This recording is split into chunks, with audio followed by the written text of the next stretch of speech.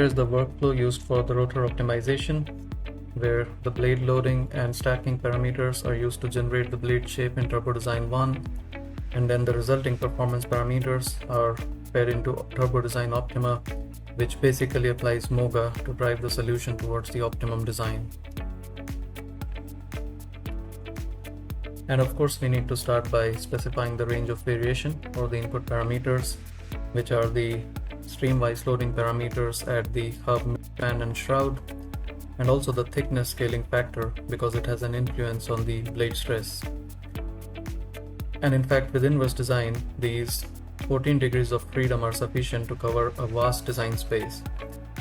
And furthermore, given that the span-wise work is fixed, the computational time will be focused on the better areas of the design space. And then these are the constraints that are used. So the throat is tightly constrained to 1.5% to maintain the same mass flow rate as the baseline design. The maximum Mach number is restricted to suppress shock losses. The overall diffusion ratio is limited to avoid flow separation, and also an upper limit is placed on the hub cross-section area so that the optimizer doesn't increase it excessively to reduce blade stresses. And finally, for the optimization objectives, we want to minimize the profile and end wall losses, which are calculated from surface isentropic velocities available from the inverse design solver as shown here, which is of course in order to maximize the blade efficiency, but at the same time we want to minimize the maximum lean, which creates bending stress due to the misalignment between the centrifugal force and the radial line. And lastly, we also want to minimize the centrifugal stress, which is estimated from the hub cross-section area and the centroid area like this. So in this way, using a combination of aerodynamic and mechanical parameters, we ensure that blade integrity is not compromised in the process of improving its aerodynamic performance.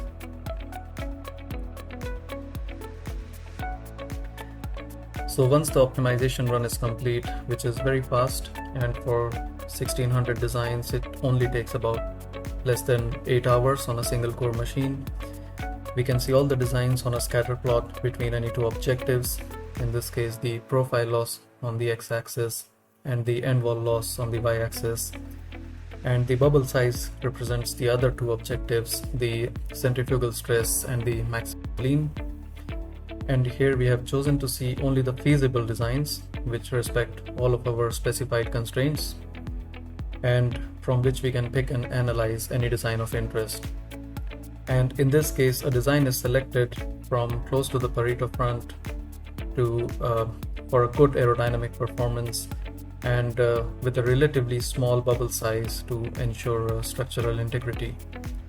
And so we use this design for further analysis and for comparison with the baseline rotor.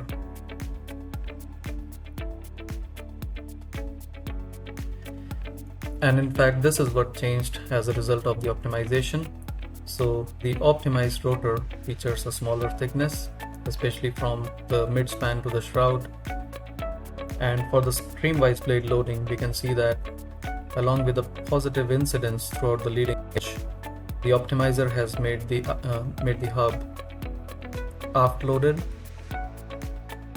and whereas the mid-span and shroud are made relatively fore-loaded. And as a result, the optimized profiles at the different span-wise locations are clearly looking very different from the baseline rotor, particularly at the high as shown here.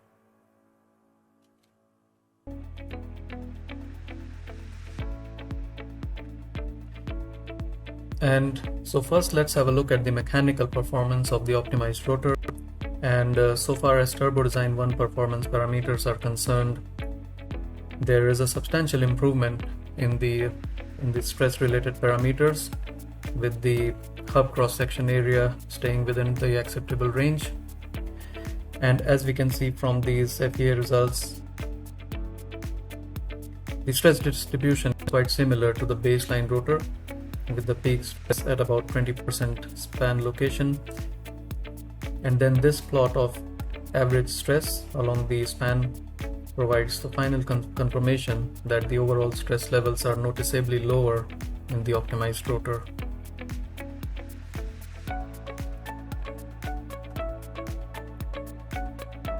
And finally, what remains to be verified is the aerodynamic performance of the optimized rotor.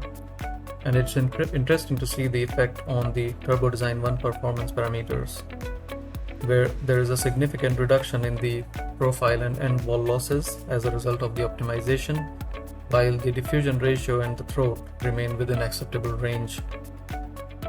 And when we run stage CFD with the optimized rotor, keeping the stator the same as the baseline design, what we find is that there is a noticeable enhancement in the stage efficiency across the entire operating range, reaching up to 1 point increase at the lower pressure ratios. At the same time, the mass flow rate stays very close to what we had with the baseline rotor at all the pressure ratio conditions, and also close match can be observed with the work coefficient of the baseline rotor at both the leading and trailing edges.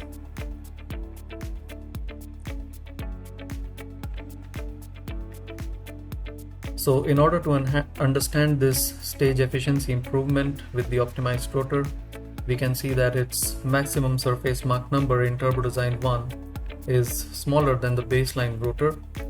And when we do actual CFD comparisons, it is evident that due to this upstream shift in the loading, the peak Mach number value is reduced to well below 1 throughout the blade span. This is a clear indicator that the transonic losses have improved in the optimized rotor, leading to its superior efficiency levels. In this way, the rapid optimization methodology is able to enhance the rotor aerodynamic performance without compromising on its structural integrity.